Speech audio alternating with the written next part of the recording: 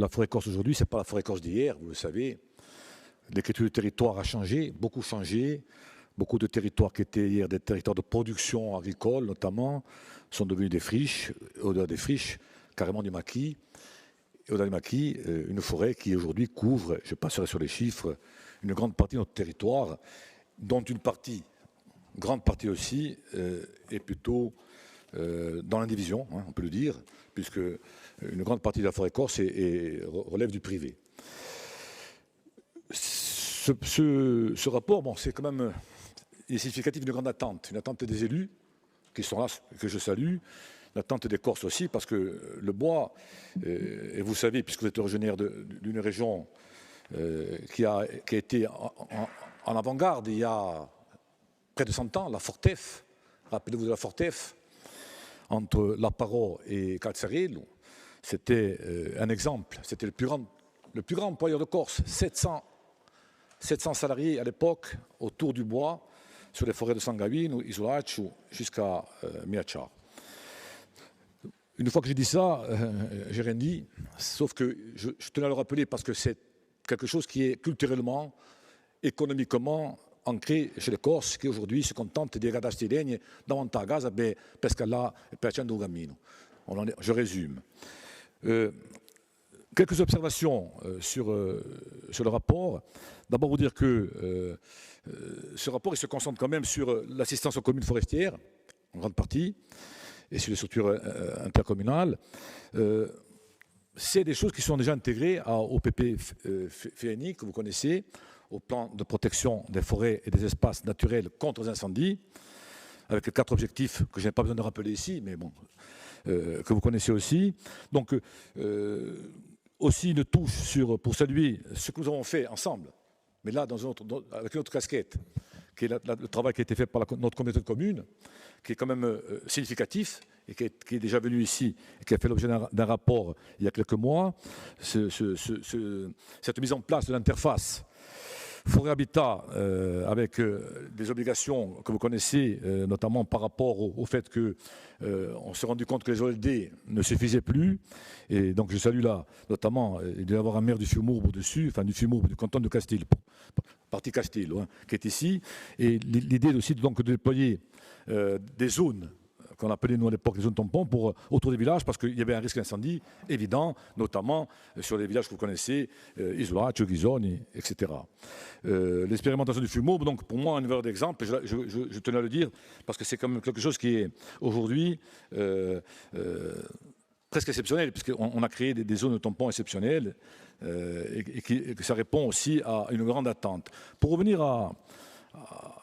aux propositions, aux remarques sur le rapport lui-même, je vais faire très court, même si beaucoup ont souligné le fait que nous sommes dans une filière qui ne représente que très peu de monde, hein, 0,5% de la main-d'œuvre salariée en Corse. Je ne vous fais pas le comparatif avec ailleurs, où il y a des centaines de milliers d'emplois qui se créent. Il faut dire d'abord qu'il y a un rapport donc, qui fait la place à 5 objectifs stratégiques et à 26 fiches actions. L'idée, bien entendu, c'est de revitaliser cette forêt corse et de stimuler son développement, voire construire une filière qui s'appelle la filière bois. Et là, il y a quand même quelques remarques à faire, notamment sur les fiches actions. Sur les fiches actions, on peut constater l'absence de données qui sont pour moi des données clés, notamment la définition du jugement, sa classification administrative, bois brut, déchets, coproduits, etc., sa répartition territoriale et ses modalités de gestion. L'absence de toutes ces informations entrave, pour notre part, la proposition d'une stratégie de filière et de développement adaptée au contexte propre, spécifique de l'île. Sur ce, je vous fais remarquer aussi, et je crois que je faisais référence à la Fortef, qu'il manque une véritable politique de gestion forestière sur plusieurs décennies. La forêt, ce n'est pas l'instant T, vous le savez, c'est une vie.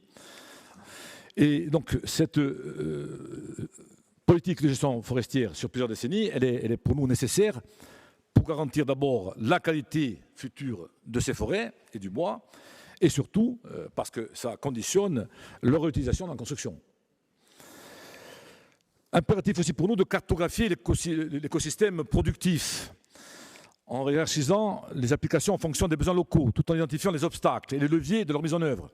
De plus, pour nous, la proposition d'une analyse multicritère en tant qu'outil d'aide, bien sûr, est essentielle pour aider à la décision. Je continue sur les observations pour vous dire aussi qu'il est essentiel aussi de définir des pistes opérationnelles pour le déploiement de l'économie qu'on appelle circulaire, qui vous tient à cœur aussi, notamment en associant les acteurs locaux et bien entendu en y accolant une proposition de schéma de gouvernance. Ces points-là, je vais les compléter avec autre chose. On a évoqué tout à l'heure la formation.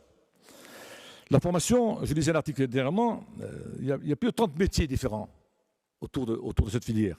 Je vous laisse mesurer la distance encore qu'il y a à parcourir. Et le volet, vous l'abordez, bon, bien entendu, il est crucial. Il est crucial de créer à moyen terme un parcours de formation qui soit pluridisciplinaire, référence à ce que je viens de dire, et surtout qui soit attrayant. Ils sont attrayants, on a pris note des filières qui s'ouvrent dans les lycées agricoles. Est-ce que ce sera suffisant? On verra bien. Mais attrayants, qui soient de qualité et surtout qui soient en adéquation avec les besoins de la filière. Ça garantira surtout aux étudiants formés la possibilité d'apporter leur polyvalence et leurs compétences spécifiques. Ça, c'est aussi un point donc à mettre en exergue. Concernant l'innovation, on parle d'innovation. Alors on parle d'innovation à GERCO. Le partenariat avec l'université, et là je salue quand même le fait que tout le monde y adhère en disant que c'est un atout majeur.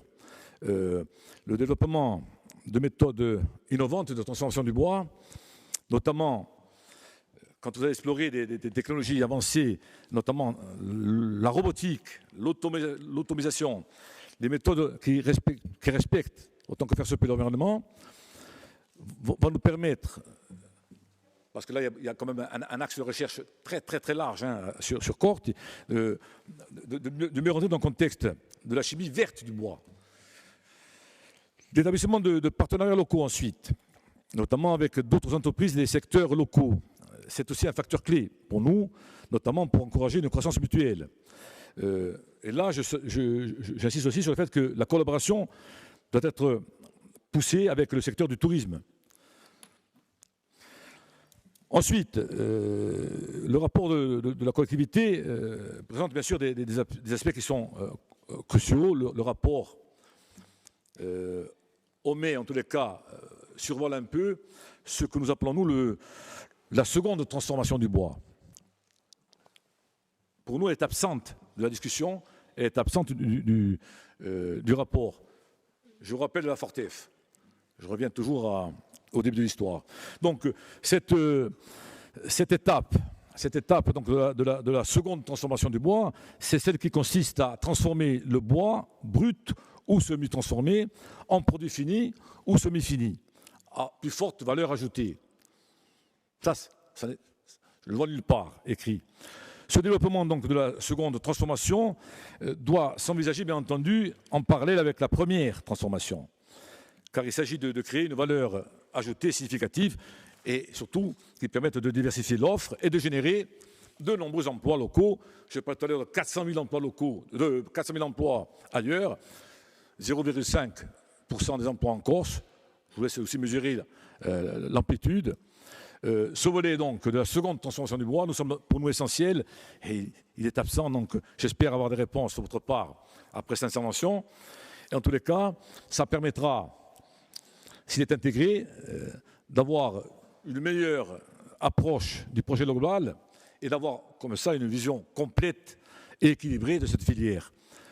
Je finirai sur une citation que j'ai lue l'autre jour qui m'a plu. Parce que ça revient aussi au début de l'histoire.